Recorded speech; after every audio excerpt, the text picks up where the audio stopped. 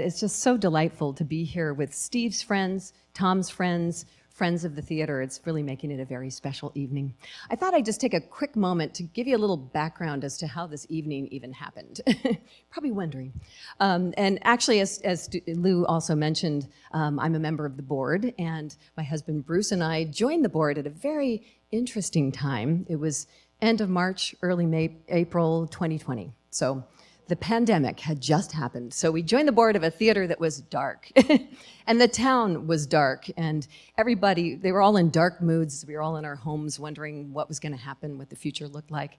But it didn't take long before we realized this special gem, this place that really holds, I think, the soul of the town, could be a beacon of hope. I mean, after all, it did stand through another pandemic, Spanish flu, back in 1918 when it was the Hub Theater. So it made it through that, and it could do it again.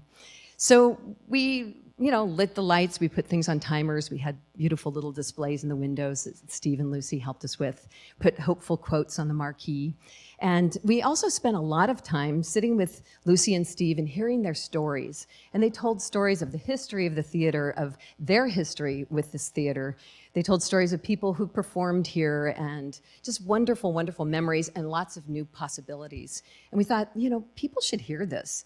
And that's sort of where the tours came from, is that we came up with this idea that we could tell these stories in pods, a term we didn't know yet, but small pods. We couldn't have audiences, but we could take small groups through, and we could bring a little magic back into their lives. So we went through each of the rooms, tried to decide what stories each room had to tell, but one room was a bit of a mystery, and that was the mezzanine. And that's because it was Steve's special room. Each room had, memories to tell of things that had happened before, but this was a room that, as we told people on the tours tonight, that Steve said, we can't travel during the pandemic, but we can always travel in our imaginations. So he was creating a journey for all of you. And but it took time, took weeks, maybe even months. Steve, I don't know. We had a couple lockdowns that helped, and wonderful angels appeared. We have amazing, amazing creative volunteers who showed up to help his vision come to life.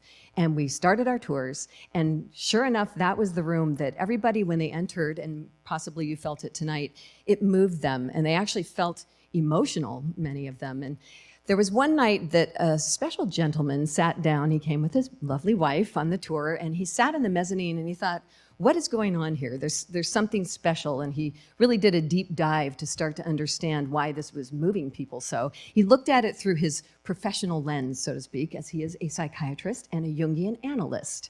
And he actually has a special interest in symbolic imagery. So what a treasure trove for him. And of course, that person is Dr. Tom Singer.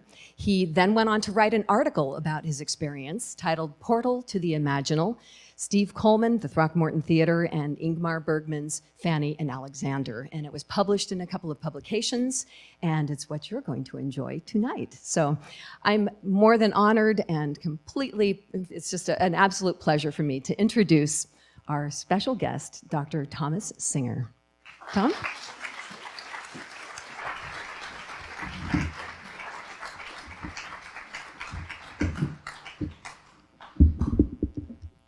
Thank you very much, Mary.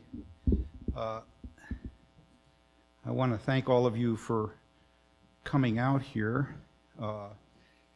And I want to give you my version of the experience of coming here and witnessing the work that Steve Coleman and his crew of volunteers created over maybe a 6-month period of time, because I was absolutely blown away by it. And a number of people have come up to me, my daughters and others, and said that they were just blown away. One good friend said she almost started to sob. The mezzanine room moves people very, very deeply. It moved me very deeply. And I was so captured by it that on the tour I took, I think I asked Mary maybe 4 times in 45 minutes if I could meet Steve Coleman. And I kept repeating it. I'm almost 80, so I repeat things anyway, but particularly things that I really care about. And I sort of used the Jungian calling card because I thought maybe that would capture Steve's imagination, which it did. And so Steve and I embarked on a journey of creating this mezzanine room. And I'm going to try and tell you something about that. And I invite you to try and suspend a sense of time and space a bit, because it's going to take a while, and you need to feel like you can wander. There's a lot of wandering in that room. Many of you got there tonight, and you probably didn't have too much time to wander. But it's the whole experience invites one to take time and wander. So I'm going to take you on my journey with Steve, wandering through those rooms and what it meant to me. So we'll start, JP, with the first image here. Let's see here. I lost some light on my... There it is. So this is a painting by Victoria Mimiago, which Mary showed me at one point in this. Mary kept feeding me. I kept asking more and more questions, and Mary kept sending me more and more information and stories and images. And I chose this picture because we're celebrating not just Steve Coleman, we're celebrating the Throckmorton Theater. And what I liked about this image is that it's absolutely dreamy. It's got a very dreamy quality to it. And that's what captured me, both about the image, but also about the whole experience of being with Steve. So it's the presence of the theater and the presence of Steve which caught me totally by surprise when my wife dragged me to the theater in July 2021. I really liked COVID. I liked the pandemic because I got to stay at home. And I was really enjoying it. So the idea of going out into the world really had no interest for me, but Jane insisted, and so I really was dragged along. And it's not an exaggeration to say that when I went to the mezzanine floor, my soul took flight when I laid eyes on the magical street of miniature rooms that Steve and his team of volunteers had created during the long siege of COVID lockdown. And what I need to tell you is this whole thing is coming down in a couple of weeks. So there was something magic that happened during COVID, probably only could have happened during COVID. And unfortunately, it's short-lived. Like many of the most soulful and moving things, they have a short lifetime, which is a shame, but that's the nature of it. So as I said, during the one-hour tour, I asked our guide, Mary Diltz, several times if I could interview Steve. And Steve did agree to meet with me, at least partly because I'm a Jungian psychoanalyst, and that intrigued him. We got together for interviews on a couple of occasions on the next month or two, and I was in constant contact with Mary with all sorts of questions, and she kept sending me pictures, as I said, and fed me more and more stories about how the exhibit came into being. And pretty soon the outlines of an article began to emerge. Tonight's celebration of the imaginative genius of Steve Coleman and the inspirational resilience of the Throckmorton Theater are based on those exchanges that I had with Mary and Bruce and Steve. So this is Steve at work at his desk. And Steve is truly one of the hidden treasures of Mill Valley, where he has been a resident since his childhood in the mid-1950s. He has played a central role in the Throckmorton Theater's life for the last 2 decades, where he has served as the set designer and much more. In turn, the Throckmorton Theater has served as his studio, workshop, and playground for creative projects. It is not an exaggeration to say that Steve's personality, energy, talent, and spirit are a living portal to the imaginal. He embodies a bridge between our everyday reality of 21st century America and other times and places, including psychic spaces and realities. Steve does not use a cell phone, he does not use computers, and he does not drive a car. For most of us, that trifecta would be unimaginable. But you may occasionally glimpse Steve pedaling around town on his bicycle. Steve is someone who truly navigates the world by his own stars and his contributions to Mill Valley's cultural life are absolutely unique. Steve carries a sketchbook at all times, and you hopefully saw a little display, a little table with several of his sketchbooks in them. He carries a sketchbook at all times, and his imagination roams the natural world and other historic eras as he evokes a world that beckons with delight, enthrallment, and mystery. During the era of COVID, Steve came to play an even more special role at the Throckmorton Theater. He spoke to me about the impact of the siege of COVID on the Throckmorton Theater. I'm sad when I see the empty stage and just the columns on the sides of the proscenium. It's like I could sense all the ghosts of all the people that ever performed in the theater. And I've seen so many performances, so many hours of being with the performers and felt a connection with the audience. And it would make me weep just because it's all lost. And I mean, we've just been in a state of frozen disconnection. As we all know, COVID added its own nightmare to the already fearsome drought, wildfires, climate change, and profound polarization that has seized our nation. It added another terrifying level to what felt like a series of biblical plagues. All of these plagues combined to create a profound dystopian mood that took hold of everything from our personal and family lives to our local and global economy. One of the most serious casualties of a dystopian mood is the capacity to imagine a hopeful future, or even to imagine at all. The Throckmorton Theater was no exception to this feeling of frozen disconnection, and into that black hole, Steve stepped forward in the role of a reluctant and modest shaman, offering a lifeline to the spirit of the theater. Some 2 months after the theater had to shut down due to COVID in March 2020, a Throckmorton leadership team consisting of Steve, Lucy Mercer, Mary Diltz, and Bruce Tremaine gathered for a group tarot reading. After all, this is Mill Valley, and the esoteric has its place and meaning. The question that the four held in their minds and hearts while consulting the tarot concerned the future of the theater.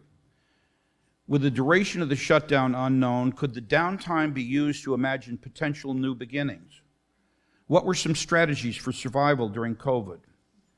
The overall theme that emerged from the reading was the moon, which according to the Wild Unknown Tarot Guidebook, suggested to them, quote, the shadow realm where dreams, fears, and mysteries are born.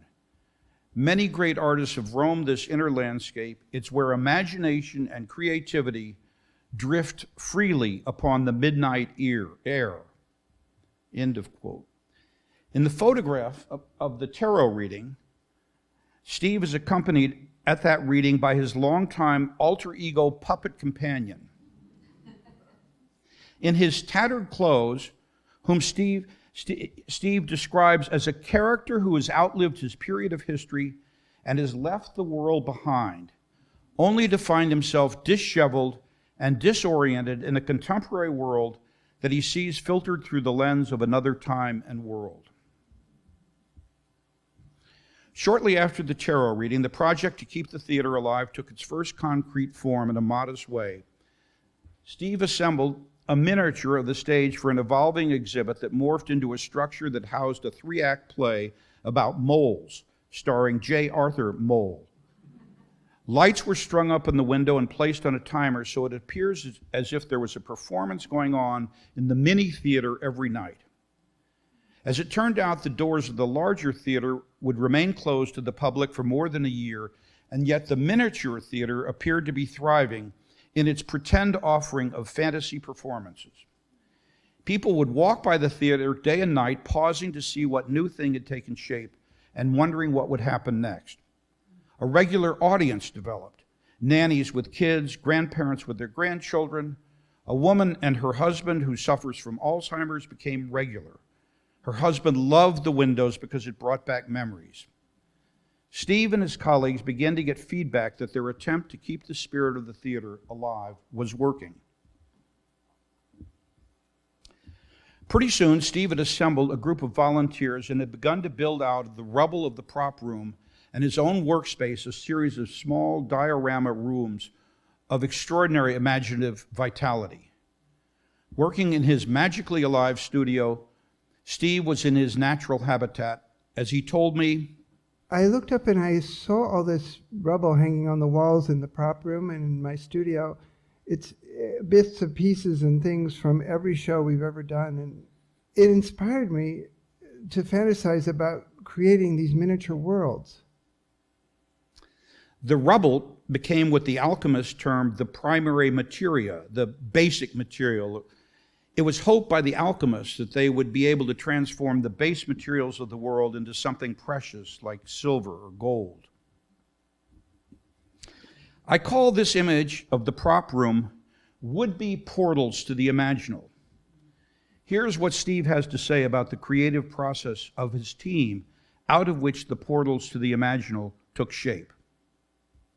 Well, this whole thing was created from a collage of ruins of old sets and all these shreds of things, most of which never went together in the first place, but they were suddenly recomposed in these little vignettes that came together by themselves. And it wasn't as if we one day went in and said, okay, this is going to be just like this. We kept remodeling and pushing things around and changing things completely, turning things upside down and trying different kinds of things and doing it without a conscious concept or a design. You know, this is the first time actually I've designed something with no floor plan, with no initial drawings, and everything I work on in the stage is always based on hundreds of drawings beforehand. And you just keep planning and planning and planning on paper before you actually do it. This, on the other hand, is just random and allowing things to emerge from the rubble, and that's how it really happened. It was like the object itself was telling us or beckoning us to put it in this context, and then it would suddenly give our imaginations the stimulus of seeing what the next layer would be. So it all came out of the materials and just letting it happen as an improvisation. Throwing this stuff at the wall was supposed to relate to something we'd done in the theater in the past. During our first meeting, Steve reflected on the fact that many people begin to sob spontaneously on viewing the exhibit. Steve said, during COVID, I think we are connecting to some part of one another that is neglected, the child part. As we began to discuss how people had reacted to the exhibit, Steve seemed reluctant, as most artists are, to provide me with his interpretations of the various scenes. Although he was curious what I thought as a Jungian psychoanalyst and perhaps hoped that I would offer special insight through symbolic interpretation, his primary goal was to open me and all who view his work to their own worlds. Steve said, we're trying to invite the viewer to create their own story in a sense. I loved the invitation to be a viewer creating my own story and accepted it wholeheartedly, as I believe that the interaction between the artist's creation and the viewer is its own creative act and continues the act of creation. As it turned out, my first responses to the exhibit were neither sobbing nor symbolic interpretations. My initial responses were not psychoanalytic or even thoughts at all, although I was instantaneously delighted, even thrilled, at the sense of mystery and recollection. More specifically, Steve's workspace, wall of rubble, small sets, and the special world to which they beckon brought to mind images from Ingmar Bergman's 1982 Fanny and Alexander, which was some 40 years ago, with its scenes of puppets, of Isaac's shop jammed with curiosities, and the invitation to go into another world that was no less real than this one, just different. Here is where I found my portal to the imagination connecting with Steve's portal to the imagination. I told Steve how the spontaneous and vivid memory of scenes from Fanny and Alexander were the first things that came to mind in viewing his work as I toured the exhibit. Without pausing, Steve said that he had watched Fanny and Alexander with his family every Christmas for years. Steve's memory of the film was far more detailed than mine, as I had last seen it almost 40 years ago. But in that moment of mutual discovery, I became aware that flowing between worlds is at the very headwaters of the creative imagination that inspires Coleman and Bergman, and that my goal in telling the story of the Throckmorton COVID exhibit would be to let their visions flow into one another, commingle, and inspire. So the origin of this evening began when I was struck with the delight of mutual recognition, of realizing that Steve, his work, and I were all deeply connected through the shared experience of that glorious film, as if we shared the same deep childhood memory of Bergman's creation, which was reawakened in both of us and brought back to life by Steve's creation. Even after decades, some of the scenes from Fanny and Alexander had remained as light and as dark in my memory as any I had ever witnessed. After touring the exhibit with Steve, I immediately got hold of the film to make even more vivid the connections between Fanny and Alexander and Steve Coleman's exhibit and between the two of us. More than anything else, this image of Steve's stage puppet show was the visual trigger to my association of his work with Bergman's Fanny and Alexander. I think and hope it will be easy for you to see how I made the imaginative leap between Steve's puppet show and the opening scene of Fanny and Alexander, and between Steve and Alexander.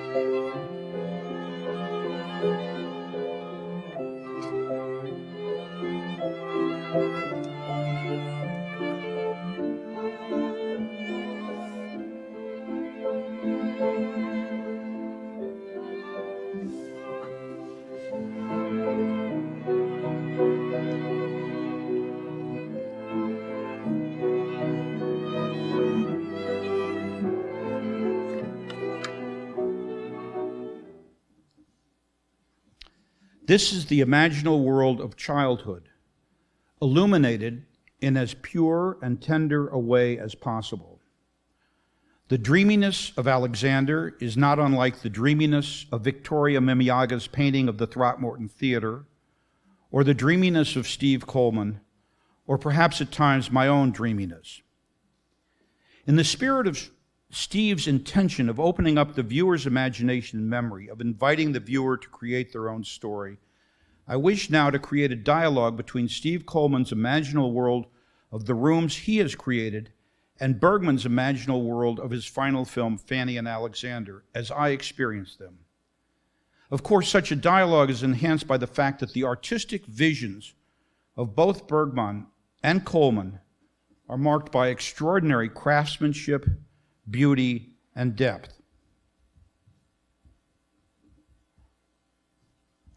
This is the alchemist room. It's the room where the magic starts to take place. As I mentioned before, alchemy, often thought of as the early medieval chemistry, had the goal of transforming base substances such as lead into gold.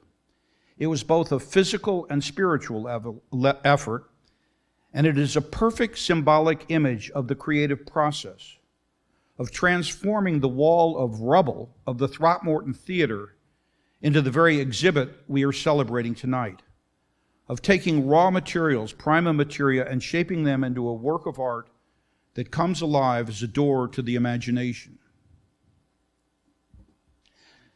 Like the alchemist room, the writer room also takes the raw stuff of experience, the prima materia, and through digestion and reflection, the writer reworks it into something else that at its best either reveals to us underlining meanings of this reality or points to other levels of reality in the world and in us, including our own human nature.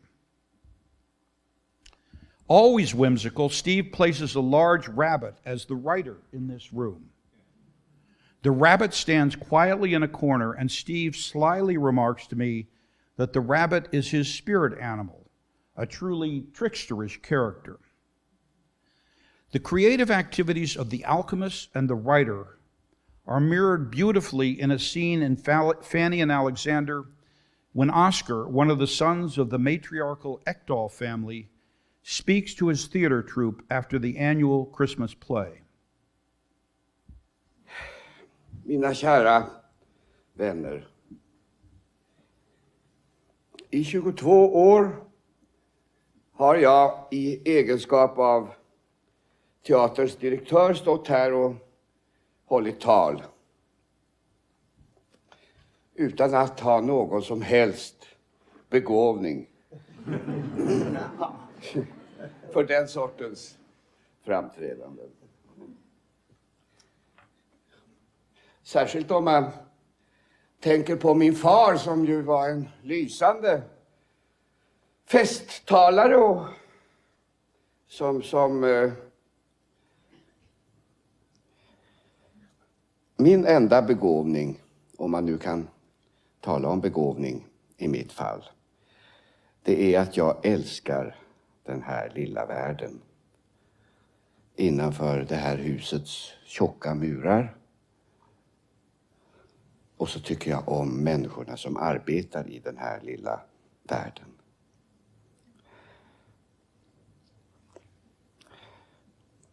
Där ute finns den stora världen och ibland lyckas den lilla världen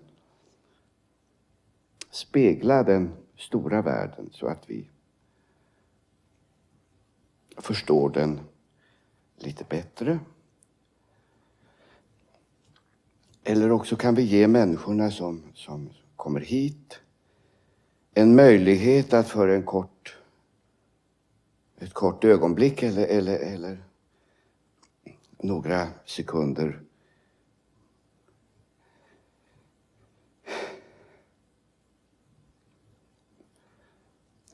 sekunder glömma bort den svåra världen där ute. Vår teater är ett litet rum av ordning, reda, omsorg och kärlek. Jag vet inte varför jag känner mig så komiskt högtidlig just ikväll. I wonder if any of you thought he might be speaking about the Throckmorton Theater.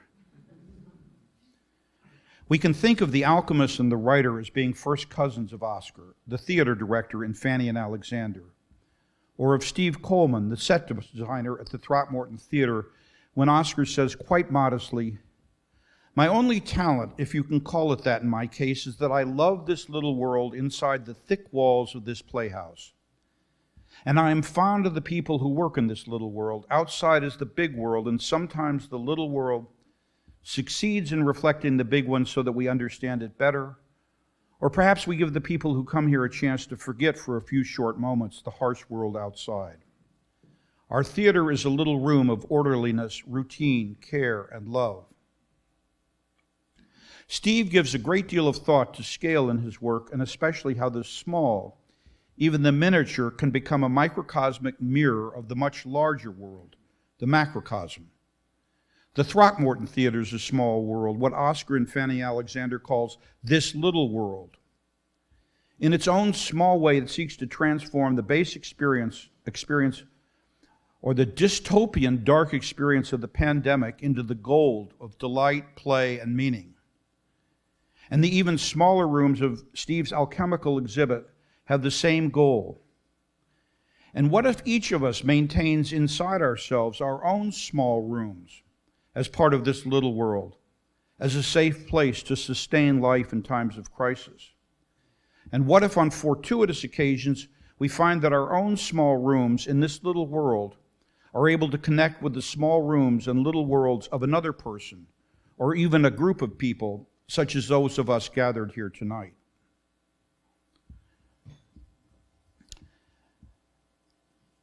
The theme of scale plays an important part in Steve's thinking about the contemplation room as well. In the interview with Steve, I recorded his meditations on the nature of scale, space, and mystery in the contemplation room. It's a tiny, tiny room, like a monk's cell with a violin hanging on the wall. There's just a chair at the window looking out onto a mountain countryside. It transports me. It's contemplative, and I found old scraps of real pine, not plaster plywood, and it was all salvaged from rubble piles.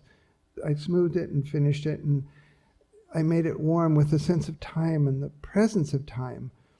Then just the stark wall with a tiny child's violin hanging on it, and a tiny chair that my friend pieced together from some tattered pieces of old textile that was shredded, and she just made enough to cover the chair, and so it looks like a perfect little chair from some other time. Steve likened the feeling of this room to his memory of a tiny room where he imagined a child could have lived when he visited the Florence home of Michelangelo's youth. The contemplation room is his favorite because, as he remarked, small rooms can transport us back to childhood. Many of his rooms made use of a principle he learned about so-called Zen space. You create something where you can't see what's above or what's around the corner, and the eye just is automatically drawn to wanting to know what's in that Zen space beyond that you can't see. And you create it in a way that beckons to you. It still feels open and free.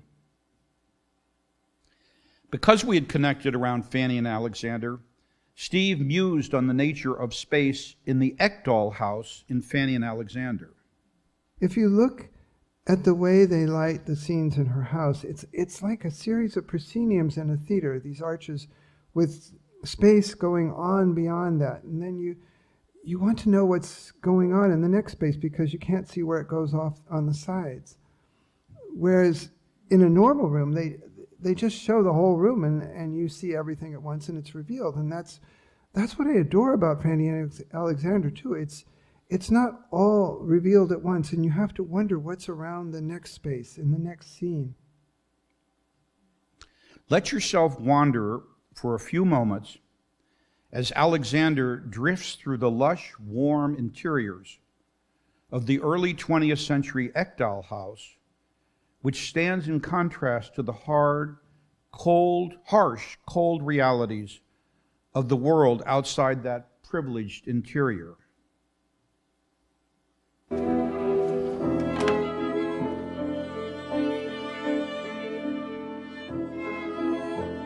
Fanny! Mor!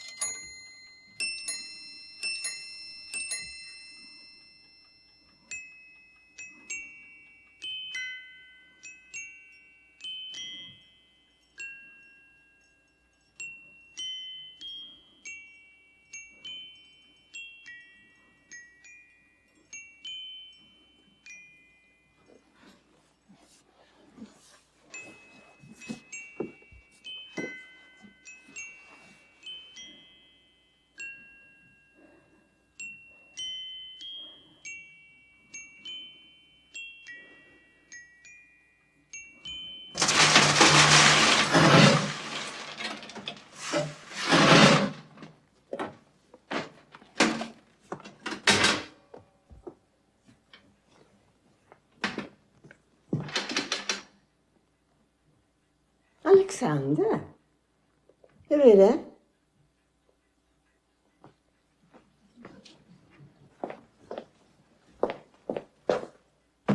Vill du att vi ska spela lite kort före middagen?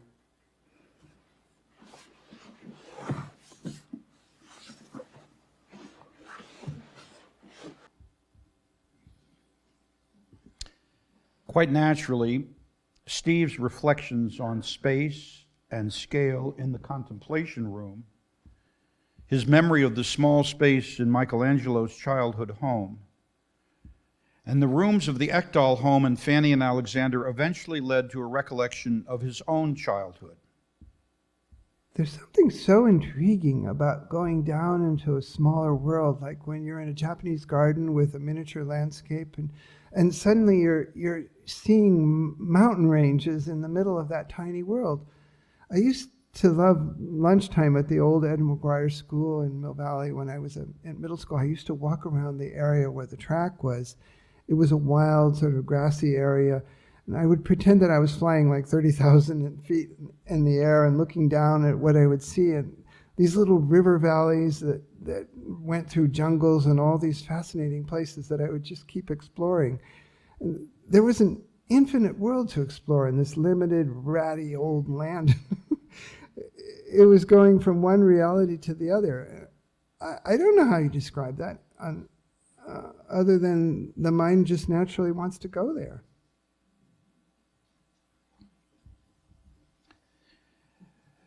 These exhibits didn't grow out of the imagination and hands of Steve Coleman alone. A group of dedicated volunteers helped construct them. This image is of Bruce Tremaine working on the Thai house over the river and gives some idea of scale and the fact that the rooms were crafted out of the rubble of past Throckmorton theater productions. Inside the Thai house over the river, there is the central scene of a bigger puppet that is manipulating the strings of a smaller puppet that stands below it. This arrangement raised serious questions to me about the nature of reality. Who is pulling the strings in our lives? Are we being manipulated by forces that we can't see or control? If the bigger puppet is pulling the strings of the smaller puppet, who is pulling the strings of the bigger puppet? Is it fate? Originally, the bigger puppet was quite creepy, according to Steve. There were red lines all around her face, and she had hair that went out in every direction. Her body language was disturbing, too. We were concerned that she might frighten children, so we cleaned her up. The image of Plato's cave came to my mind in hearing Steve talk about these two puppets, one pulling the strings of the other. At the center of Plato's myth, people in the cave, normal human beings, are actually seeing shadow reflections on a wall in front of them that they take to be reality. These shadows are cast by puppet-like characters walking behind the human beings who sit facing the wall. The shadows are reflections of the puppet cast on the wall in front of the humans by a fire behind both the puppets and the humans. In other words, what we think of reality may simply be shadow puppetry of unseen forces. This same metaphysical quandary is portrayed in one of the most terrifying scenes of Fanny and Alexander.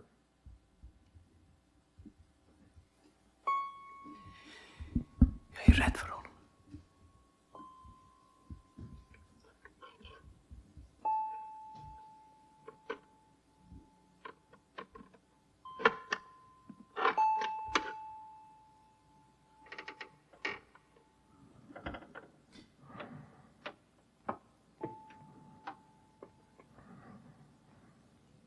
Vem står bakom dörren?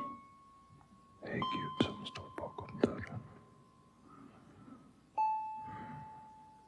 Kan inte komma fram. Ingen levande får se Guds ansikte.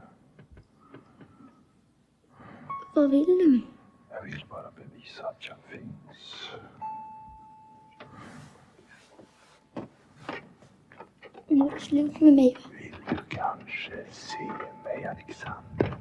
Nu ska du få se mig. Nu kommer jag, Alexander. Nu.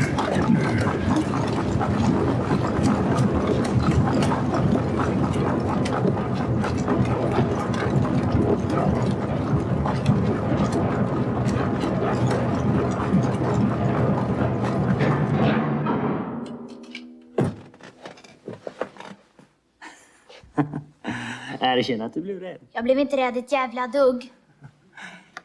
Nu är det slut med mig, va? Aj, det gör ont. Tjut inte, Alexander. Det var inte meningen att skrämma dig. I alla fall inte så mycket.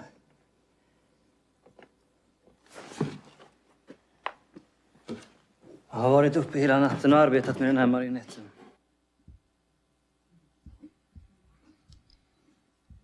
The imaginal can be realer than real to the psyche of a young person, and for that matter, to a person of any age.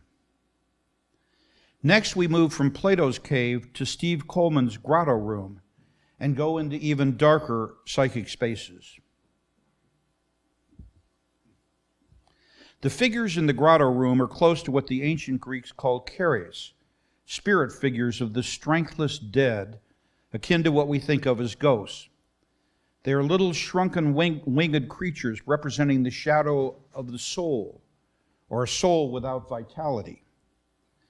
I see the karyas as continuing the theme first revealed with the larger puppet pulling the strings of the smaller puppet, of potentially darker forces that dwell both within us and outside us. Steve is not sure what the karyas are when he says, There is something kind of mysterious about them. When Tom said the grotto has a darker side, I was kind of intrigued because I know there's something in there that's haunting. I don't know what it is. I made the out-of-time puppet a long, long time ago, and it's been with me a long time, but the others came to me now out of the blue. I just had the heads and I put on these little things that are weird looking. we can imagine them as darker, unseen forces in the world and in our own psyches that can cause havoc. To be absolutely clear, the thoughts about a darker side suggested by the winged characters in the grotto are mine. I have filled in Steve's sense of haunting uncertainty with my own narrative, which of course he invited me to do. I see a direct link between these karyas and the most haunting scenes in Fanny and Alexander, where we learn about the grave dangers of moving between worlds that exist alongside the more positive aspects of flowing between them. The following series of 3 short clips from Fanny and Alexander explores the darker mysteries of moving between realms or different levels of reality, with all the attraction and revulsion that such movement invites. And if you find all of this too dark for your taste, has not COVID or drought or wildfires, or now the war in Ukraine presented us with the same horrors on a huge scale and given us reason to go to Steve's exhibit in the theater, both for relief and perhaps at the same time to help us find a way to move through these very light and dark realms. The first in this series probes the unexplained mysteries of the world. Hör du? Min bror Ismael är vaken. Han sjunger.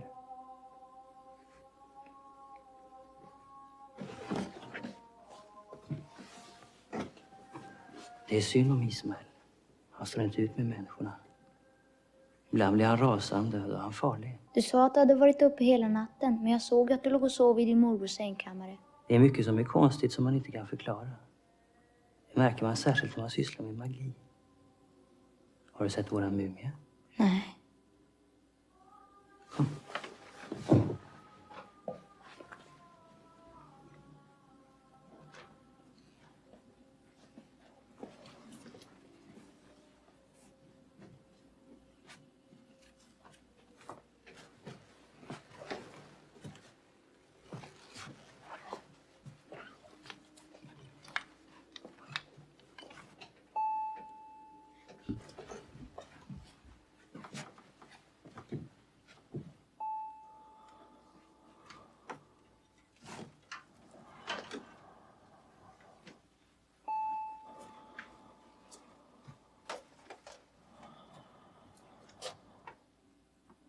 Titta noga, Alexander. Ser att den andas. Den är död sedan över 4000 år, men den andas. Och nu gör jag mörkt i rummet.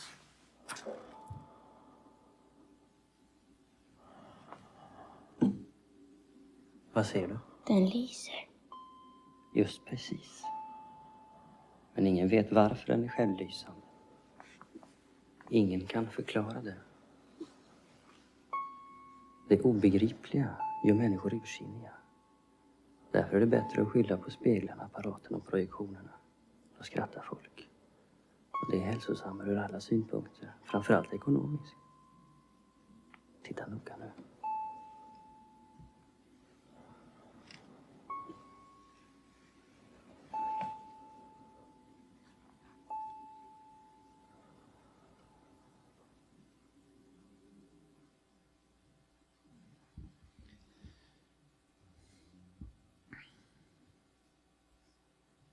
The second in this series of 3 short clips from Fanny and Alexander speaks to the different levels of reality.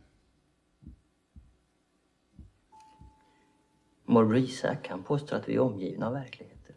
Den ena utanför den andra. Han säger att det vimlar av vålnader, andar och spöken. Själar, gengångare, änglar och djävlar. Han säger att minsta sten har eget liv. Vill du ha lite mer kaffe? Ja, tack. Allt är levande. Och allt är Gud eller Guds tanke. Inte bara det goda utan även det grymmaste. Vad tror du? Om det finns en gud så är han en skit- och pissgud som jag skulle ha lust att sparka i röv. Jag tycker din teori är mycket intressant, Alexander. Den förefaller mig dessutom ganska välmotiverad.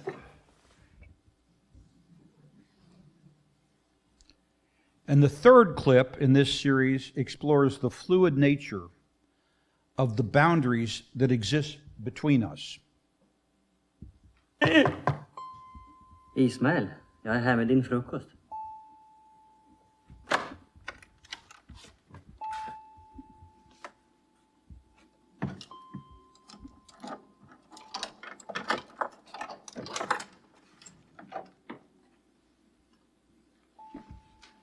God morgon, Ismael.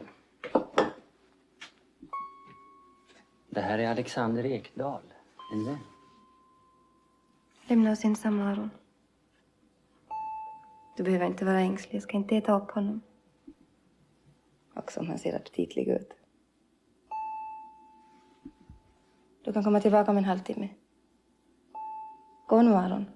Morbror Isak skulle inte... Morbror Isak är en gammal get och får aldrig kännedom om Alexanders besök. Gå nu.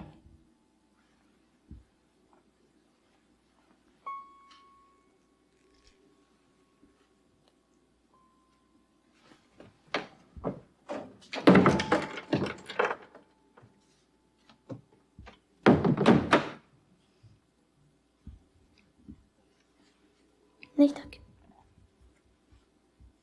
Jag heter Ismael. Det vet du väl redan. Och han ska bliva lik en vild åsna. Hans hand ska vara mot var mans hand och var mans hand mot honom. Jag anses farlig. Därför är jag inlåst. På vilket sätt är du farlig? Skriv ditt namn på det här pappret. Här har du pennan. Den är tråkigt nog ganska trubbig, men det går nog ändå. Så ja. Alexander Ekdal. Läs nu vad du själv har skrivit. Det står Ismael Rättsinski.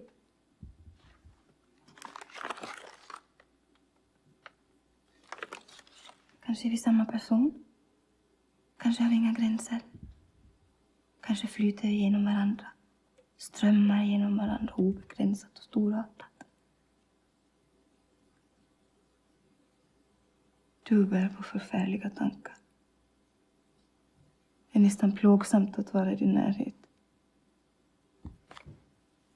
Samtidigt är det lockande. Vet du varför? Jag vet inte om jag vill veta.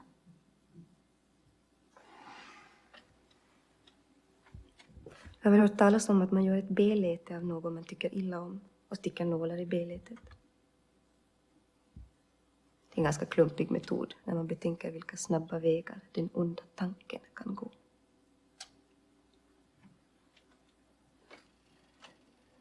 Du är en besynnerlig liten person, Alexander. Du vill inte tala om det som du hela tiden tänker på.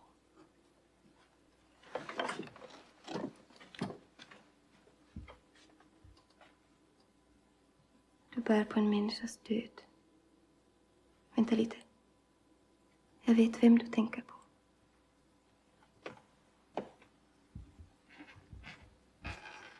En reslig man med ljust gråsprängt hår. Rätta mig om jag har fel. Han är blåögd.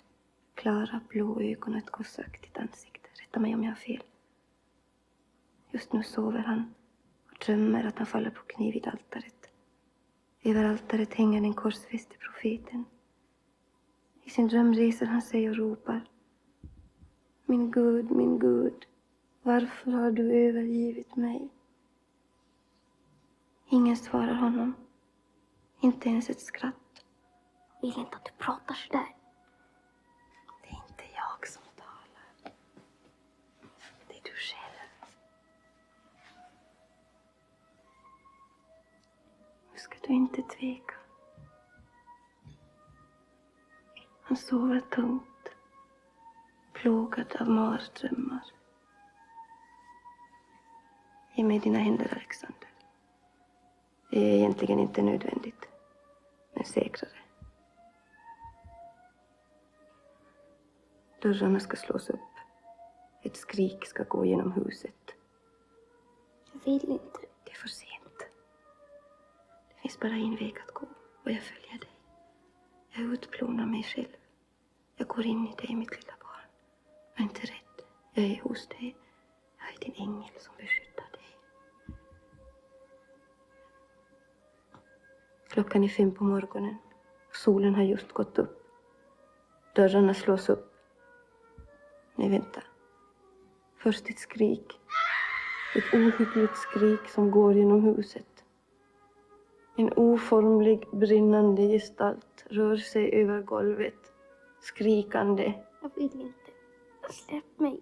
Släpp mig.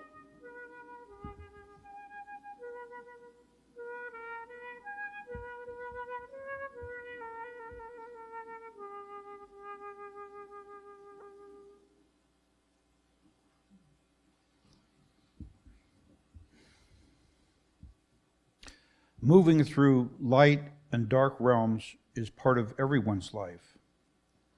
The haunting darkness of Steve's grotto, of Bergman's Fanny and Alexander, of the outer world's pandemic or the war in Ukraine are not the end of the story that I want to tell.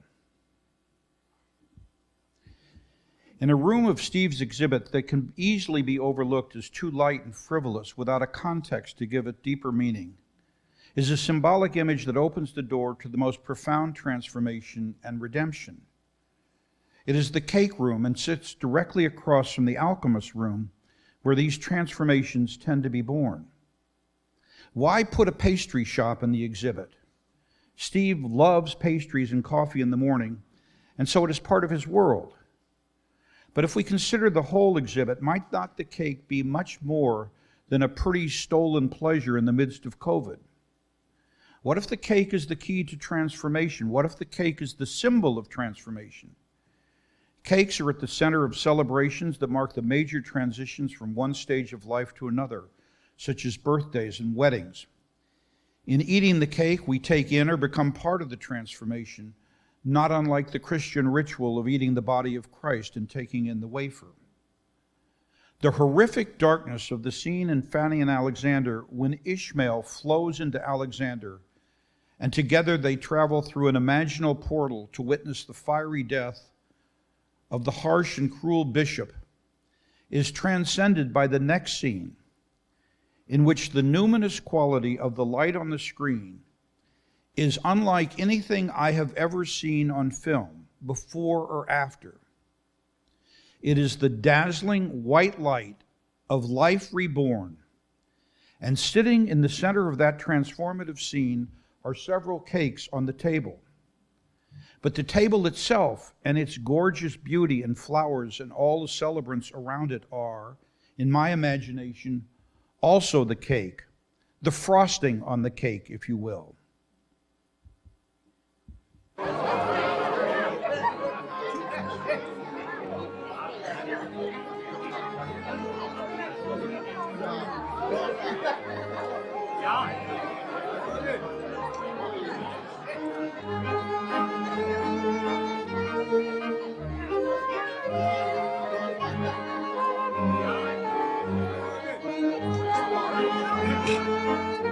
Mina kära, dyra vänner.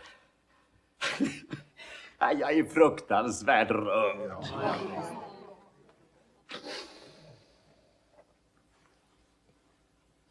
Min visdom är enkel. Det finns nog folk som föraktar min visdom, men det ger jag fan.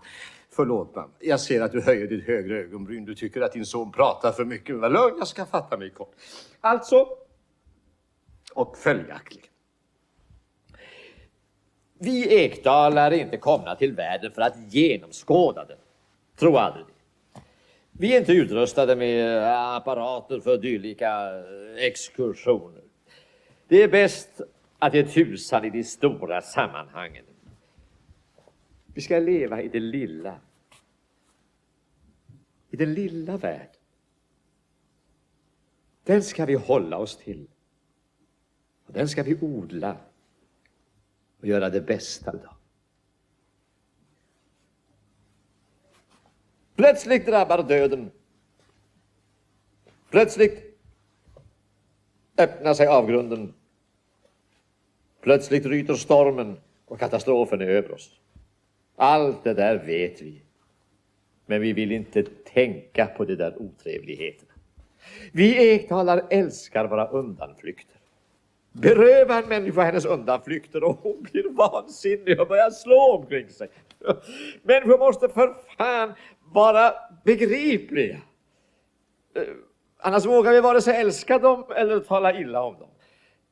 Världen och verkligheten ska vara fattbar. Så att vi med gott samvete kan klaga över enformigheten. Var inte ledsna, kära, storartade konstnärer. Aktörer och aktriser, vi behöver er lik förbannat. Det är ni som ska ge oss våra utomvärldsliga rysningar. Eller ännu hellre våra inomvärldsliga förnöjelser. Världen är en rövarkula. Den mörknar mot natt. Ondskan sliter sina fjättrar och går över världen som en galen hund. Förgiftningen drabbar oss alla. Oss ekdalar och alla andra. Ingen går fri. Inte ens Helena Victoria. Eller lilla Aurora. Så kommer det att bli. Därför finns det anledning att vara lycklig när man är lycklig. Vara snäll, givmild, öm och god. Därför är det nödvändigt och inte det minsta skamligt att glädja sig åt den lilla världen. Den goda maten, det milda leendet.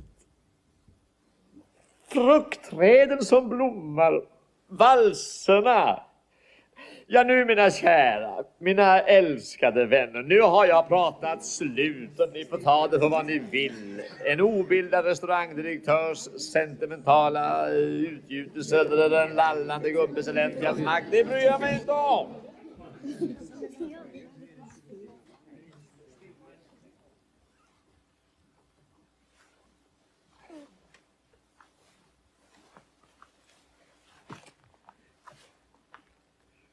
Jag håller en liten kejsarinna i mina armar.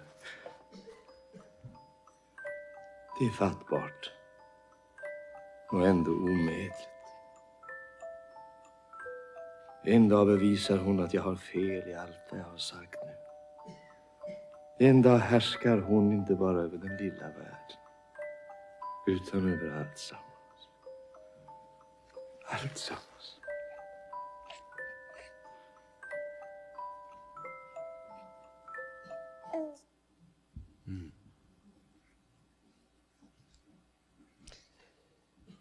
Every time I see this, I see something different, of course, just as if you get a chance to see Steve's exhibit again, you'll see something different. There's so much to take in, but a recurrent theme is this little world. It's over and over again, and of course, Steve's genius at the Throckmorton Theater during COVID was to bring us this little world. These portals to imaginal worlds open us up to all the diverse archetypal forces of the psyche and nature that move between life and death, good and evil, joy and sorrow, and the yearning for renewal in the face of the mystery of the unknown, what is just around the corner or just beneath the surface of things. If the sadness and loss is inside us, we seek to transform that into something else.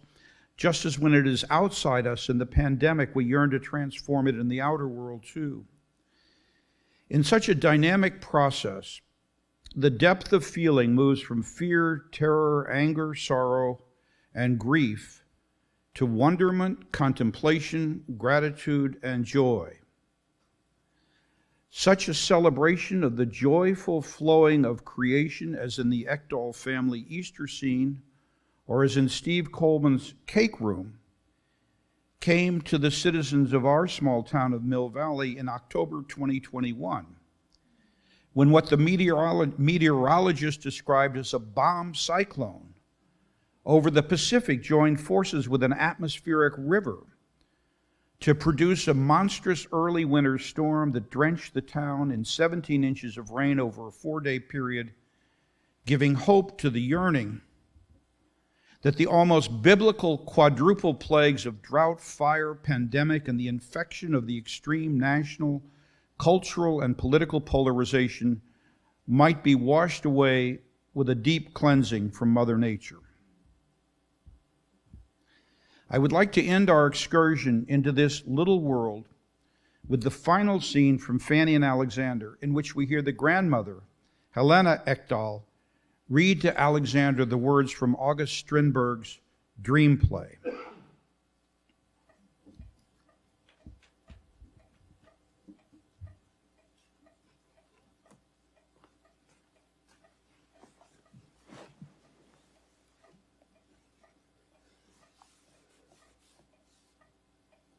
Allt kan ske, allt är möjligt och sannolikt. Tid och rum existerar icke. På en obetydlig verklighetsgrund spinner inbildningen ut och väver nya mönster.